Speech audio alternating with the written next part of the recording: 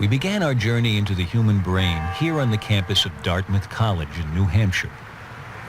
I'd come to meet one of the world's leading brain scientists, Mike Gazzaniga, and a man he's worked with for over a decade. A man with two brains. You've been working a long time with Dr. Gazzaniga? 14 or 15 years. It doesn't seem like that long, does it? The collaboration began when Joe had surgery. And you had this procedure to correct an epileptic problem, Yes. Is that right? Trying to stop the seizures. I was having seizures like every day or so, or sometimes 2 or 3 a day. To control Joe's epileptic seizures, a surgeon severed the connection between the two halves of his brain. Cutting the corpus callosum like this prevented the spread of the electric storms that caused his seizures. But it also prevented the left and right halves of his brain from communicating with each other. In the years since the operation, Joe's epilepsy has been under control. He now earns a living at an egg farm, and in his everyday life, he's largely unaffected by the fact that his left and his right brains work independently. Do you feel any different when you think about something than you did, any differently from the way you felt before the procedure? It's just got a backup brain, that's all. That's something everybody could use, right? I found out how true that was right away when I was asked to draw a different shape with each hand. In a brain like mine, roughly speaking normal, at least all in one piece, the left half of my brain controls the right side of my body, while the right brain controls the left side. Oh, no. But because the two halves are connected, Nothing wrong with that. getting each hand to work independently isn't easy. Well, we're seeing the fact that Alan's hemispheres are connected, and that the motor messages from one are confusing the motor messages in the other. I was just drawing an upside-down duck. Okay. But when Joe is given the same task, his two hands operate as if controlled by two separate brains. What's happening is that each half of Joe's brain is given a separate instruction. He's asked to fix his eyes on the cross in the center of the screen. Anything flashed to the right of the cross goes only to his left hemisphere. Things to the left go to his right hemisphere. Because the two don't communicate, each hand does only what its half of the brain sees. Wow, look at that. It's really like two different people doing the same. That's right. Same task. That's the idea. Okay, Joe, I want you to keep your hands out in front In of an you. experiment that's now a classic in brain research, Mike Gazzaniga over 30 years ago used a similar setup to find out if the two halves of the brain are specialized to do different things. Ship.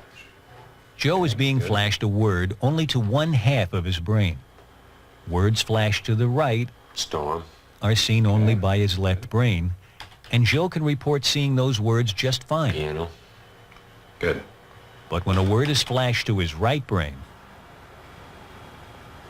Didn't see that. Okay. Joe, I'm going to ask you but now watch what happens. to draw that with your left hand.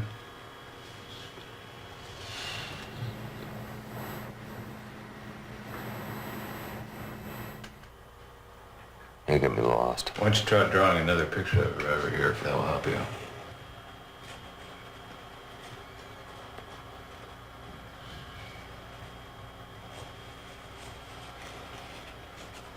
Oh, phone. Oh, okay. Grr.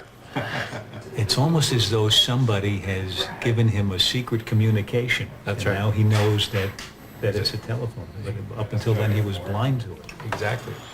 When Gazzaniga first did this experiment, it instantly proved that the ability to speak resides almost exclusively in the left hemisphere. Not until he sees what his right brain is drawing is Joe able to name it. He said church, didn't he? After looking at the picture. Yeah, but he had to figure it out about as long as we did. That's really interesting.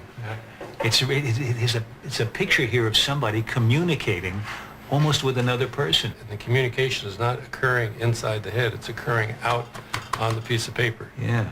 Blob. I really don't know. You want to draw a little bit more? So far, Joe has been seeing only one word. Cat. That's a cat Things get sound. even stranger when he's flashed two words, each to only one half of his brain. The right hemisphere saw toad. And And so his left hand draws a toad. So there's the toad. Oh, it's a toad. Right. And this time I was able to guess what was coming. Now- put a little three-legged stool in there later or what? Joe's speaking left brain saw a stool. Saying the word lets the hand that's controlled by his right brain in on the secret. That's great. That's really interesting. And if he had seen that with the corpus callosum intact, he would have drawn a toadstool. Right. Not a toad and a stool. Right, exactly the point. I've been doing this for 35 years. Yeah. And It gets me every time. Yeah, it must. It must. This time, instead of naming the word, I want you to point to the word. Again, Joe sees two words simultaneously. Bell goes to his non-speaking right brain. Music to his speaking left brain. When asked to point to a picture of what he saw, he chooses Bell. But when asked why, Yeah, why'd you pick that one?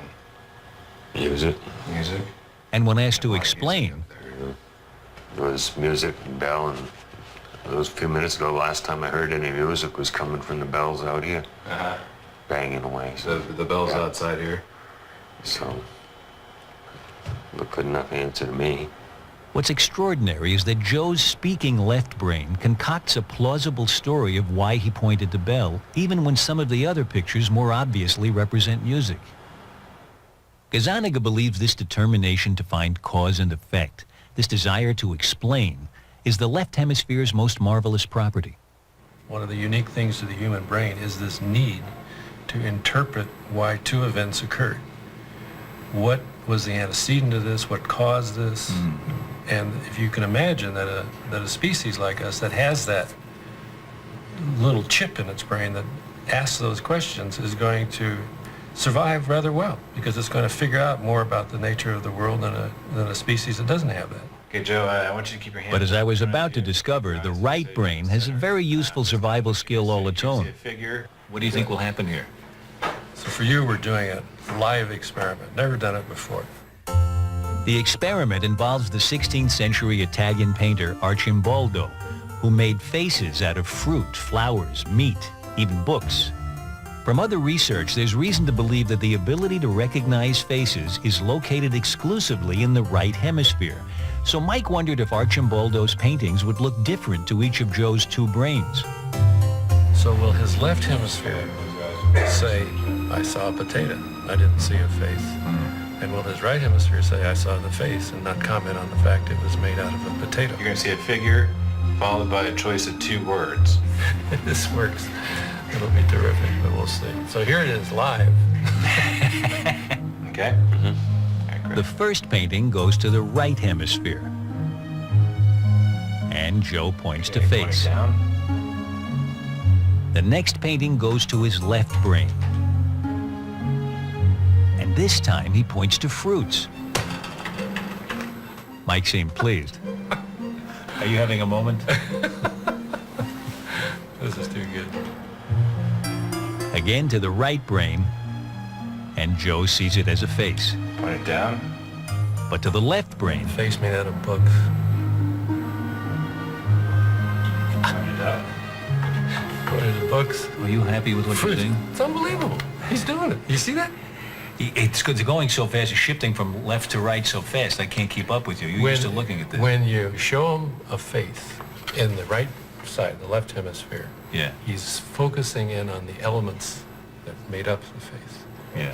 When you show him the exact same picture in the left field going to the right hemisphere, he's focusing on the face and not the elements. And not the elements. If you came down from another planet and you saw faces and vegetables, you might not think there was much of a difference among them. But the brain seems to be made up in a certain way to say faces are very different from other objects. That's right. And one side of the brain specializes in faces. huh? Exactly right. Exactly right. It is an adaptation that we have to detect upright faces. It's a very important.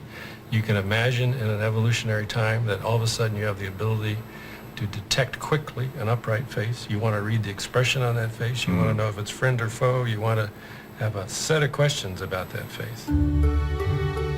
The right brain might be skilled at recognizing faces. But when it comes to what gives the human mind its power, the ability to reason, to invent, to interpret the world around it, Mike Gazzaniga's 30 years of research has taught him which hemisphere he wouldn't want to be without. The old phrase around our lab is, don't leave home without your left hemisphere. That's where the action is.